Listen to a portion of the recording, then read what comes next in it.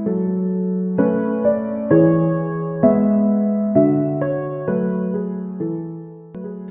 मैं आपका गाइड रितेश धीर आपका नॉवेल्स, सोसाइटी एंड हिस्ट्री के इस सेकंड वीडियो में स्वागत करता है। आपकी बात मानकर मैंने बिना ब्रेक लिए नेक्स्ट वीडियो बनाने शुरू कर दिए हैं और आपसे बस यही रिक्वेस्ट करूंगा कि आप अपने फ्रेंड्स और क्लासमेट्स को भी मेरा ये हम्बल चैनल रेफर करें। दोस्तों, इस कोर्स में हम कवर करेंगे कि नॉवेल्स की दुनिया में क्या कुछ होता था, कहानियां कैसी होती थी, क्या रियल लाइफ का उन पर कुछ असर पड़ता था, चार्ल्स डिकन का लिखने का तरीका कैसा रहा और क्या नॉवल सिटीज और रूरल समाज को जोड़ पाया, थॉमस हार्डी के नॉवल कैसे थे और वर्नैकुलर का समाज पर क्या असर पड़ा।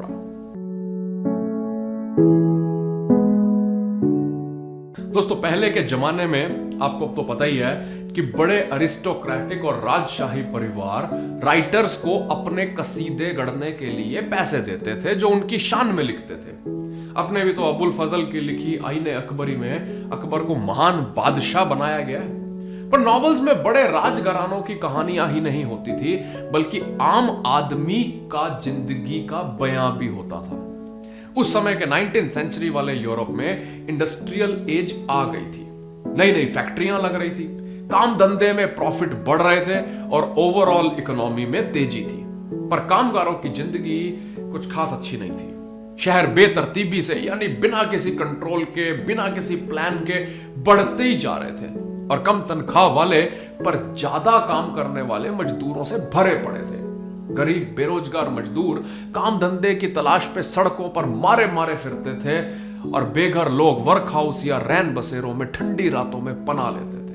अब ये जो इंडस्ट्री की ग्रोथ हो रही थी, इससे समाज में एक ऐसी सोच चल पड़ी, एक ऐसा भाव विकसित हो रहा था कि जो प्रॉफिट कमाने को, अमीर बनने को तो बहुत सेलिब्रेट करता, यानी बहुत मान देता, पर एक वर्कर की जिंदगी को, एक वर्कर को कोई तवज्जो नहीं देता था, उसे इंसान तक नहीं समझता था। दोस्तों, इंडस्ट्रियल मैनेजमेंट के 5 M होते हैं: man power, material, machine, methods और मनी।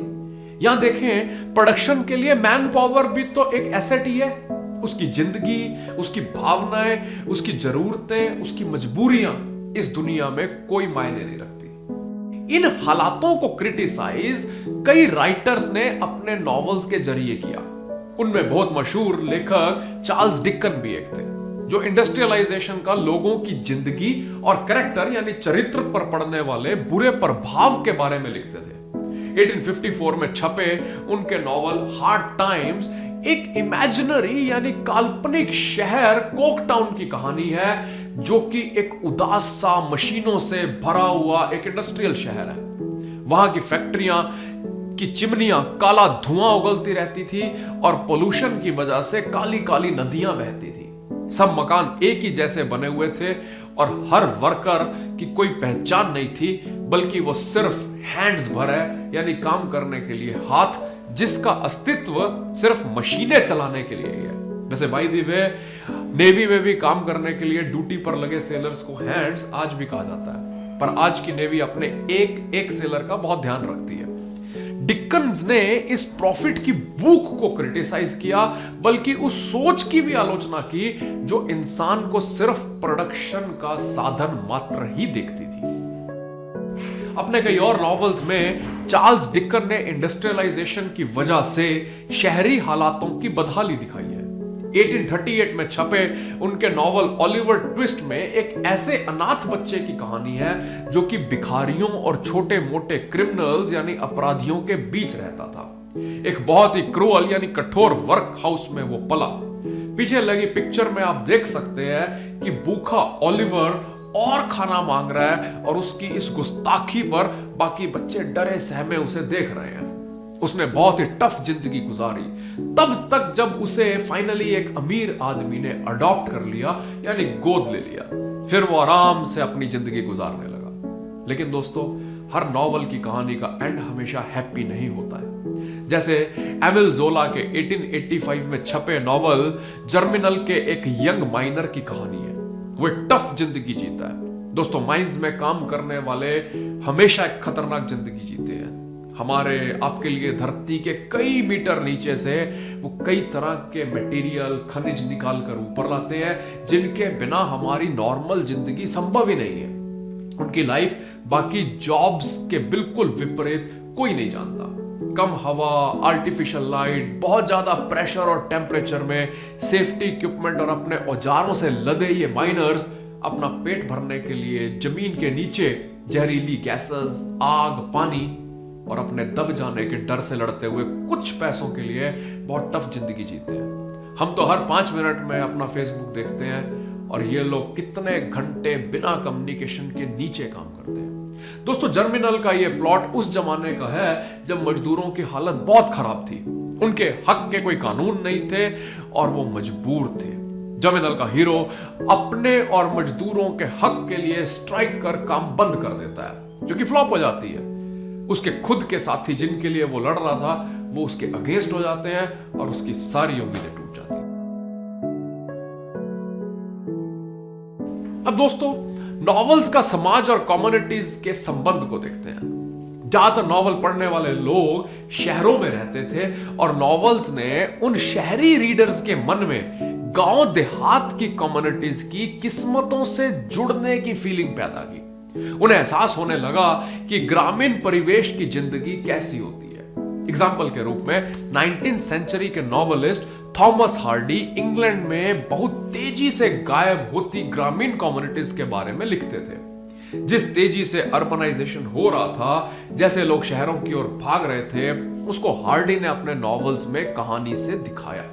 उस समय बड़े बड़े जमींदारों ने अपनी जमीन के इर्द गिर्द फेंसिंग कर ली, यानी बाड़ लगा ली। ट्रैक्टर, हैरो जैसी मशीनें लाकर उन पर मजदूरों को लगाकर बड़ी बड़ी मार्केट्स के लिए पैदावार उगाने लगे।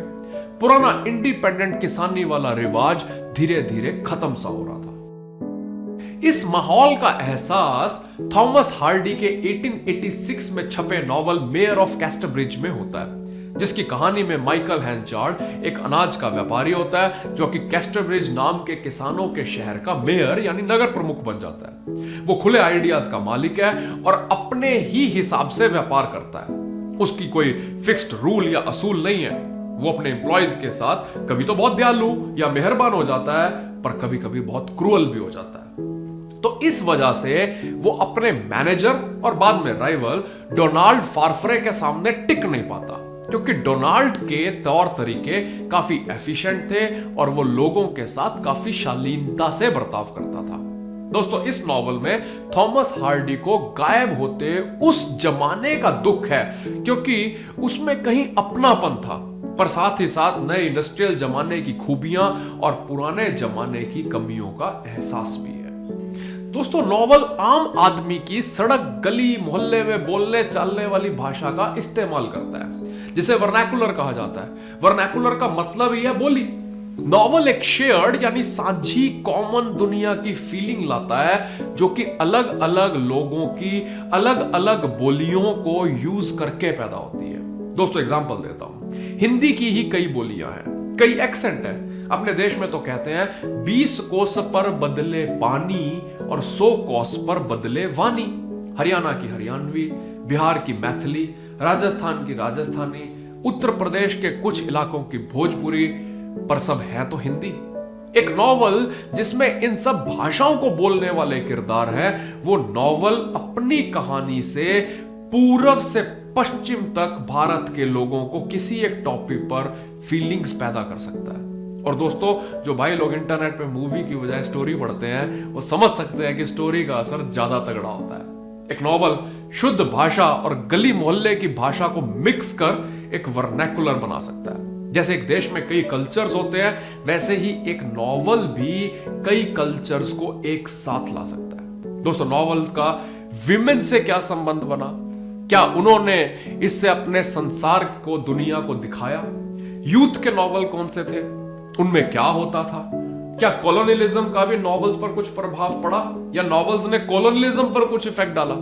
जानेंगे अगले वीडियो में। अगर दोस्तों मजा आ रहा है मेरी कहानी रूपी हिस्ट्री में, तो मुझे यकीन है आपकी FB या इंस्टा या व्हाट्सएप की स्टोरी में एक दिन जगह मेरी भी हो सकती है। Thank you.